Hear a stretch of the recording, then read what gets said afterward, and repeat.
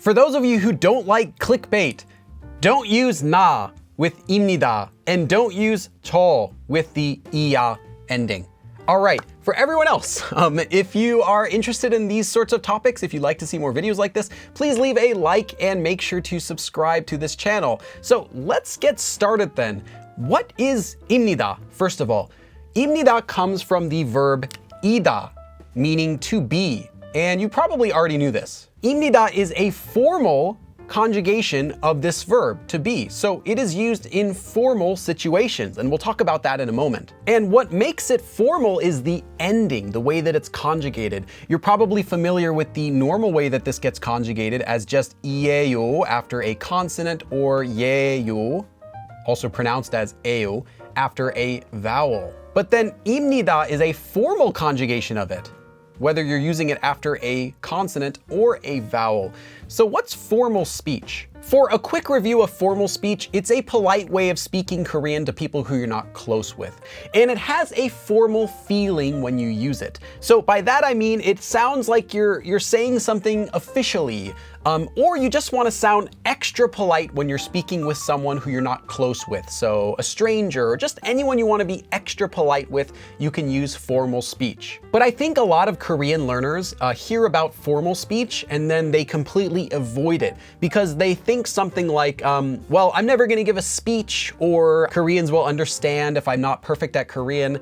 And that's not quite true. You actually do need formal speech. Here are some situations where you would use it. For one, you would use it if you're giving a speech. So if you ever wanted to enter a Korean speaking competition or just give a speech for a class, this is the form you're going to be using. But not just speeches, it also includes any sort of announcement you wanted to give to a group. So let's say you are the project leader of a group of Korean speakers and you wanted to kind of give an official statement on something. Well, this is also the form that you would use for that. And you're actually using formal speech already, even if you didn't know this form. Basic phrases use formal speech, such as 감사합니다, 니다, or 실례합니다, excuse me, 잘 먹겠습니다 when you're going to eat, or 잘 먹었습니다 after you've eaten. There are lots of these common Korean phrases that already are using formal speech. Also, of course, if you're going to be writing any sort of polite or formal letter, like perhaps a business letter, you're going to be using this sort of speech too. And if you are studying Korean and dating a Korean speaker,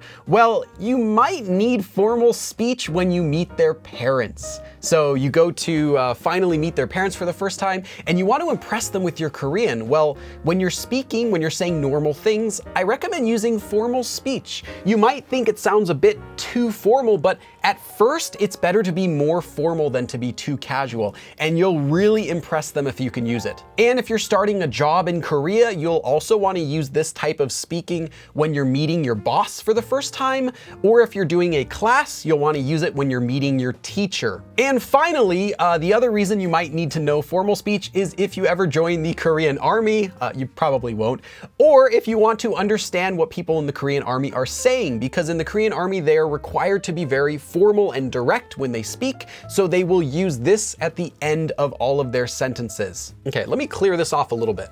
And the way to make your speech formal is actually very simple. Besides obviously avoiding slang and casual speech, you just need one or two verb endings. And the way you do that is you take a verb stem and you'll either attach 씁니다 to the end if it ends in a consonant, or you'll attach a 비읍 followed by 니다 if it ends in a vowel. So that's what we did with the verb 이다 becoming 입니다. If you're making a question, however, all you need to do is change these 니다 forms to 니까, and now you can have a formal question. For example, the verb 하다 would become 합니다. The verb 먹다 would become 먹습니다. And there is an exception though when you're using verb stems that end with a lir, and that is that you just remove them and then attach the form as usual. So 살다, to live, would become 삽니다. Now, of course, if you have other verb stems already, like the future tense, well then that would become, like 하다 would become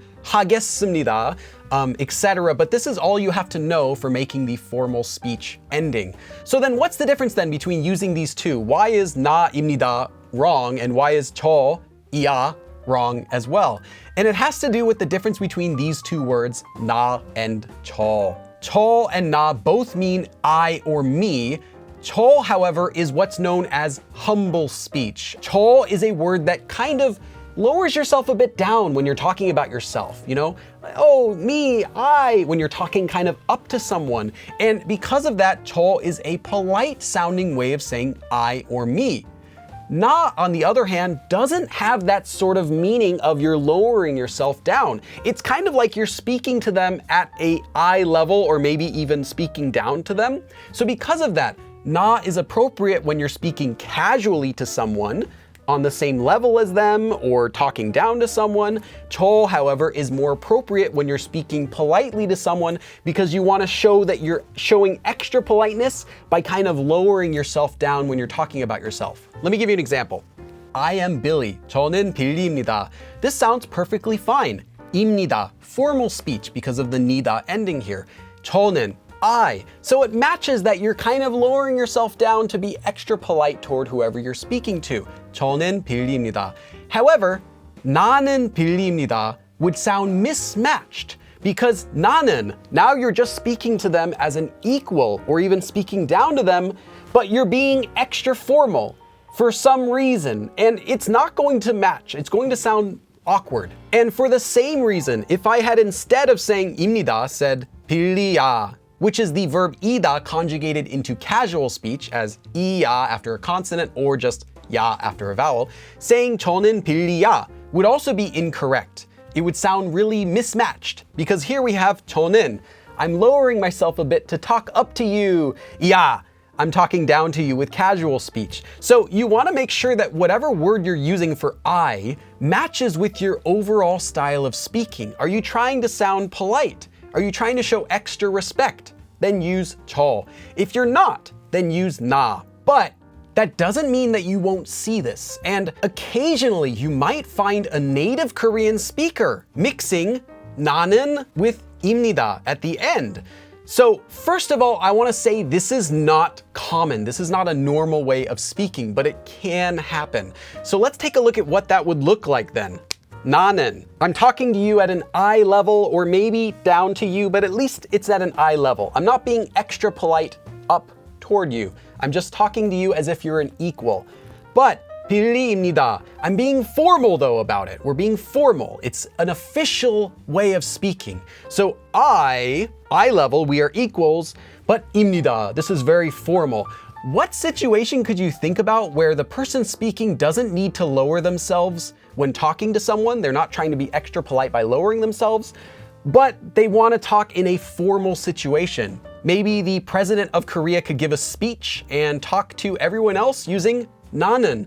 He doesn't need to lower himself to the people he's talking with. He's talking with regular citizens, but he does want it to sound very formal. He wants it to be official sounding, so he could use the 니다 ending at the end of his sentences. So because of this, using 나는 with formal speech sounds like the person doesn't consider themselves as being any less than the people they're talking with or person they're talking with, but still feels like they're in a situation where they would want to sound formal or more official. And because of that, you might sometimes hear Koreans using it in this sort of situation. Another common example is when you're saying the Korean Pledge of Allegiance. It starts with 나는 and uses formal speech. And that's because you're not speaking to anyone in particular when you're giving the Pledge of Allegiance in Korea. You're just saying I, but it is a formal sounding pledge, so all of the sentences will end with formal speech. So that's not to say that only the president of Korea can get away with saying that, but it does sound a bit mismatched. And if you're not in a situation where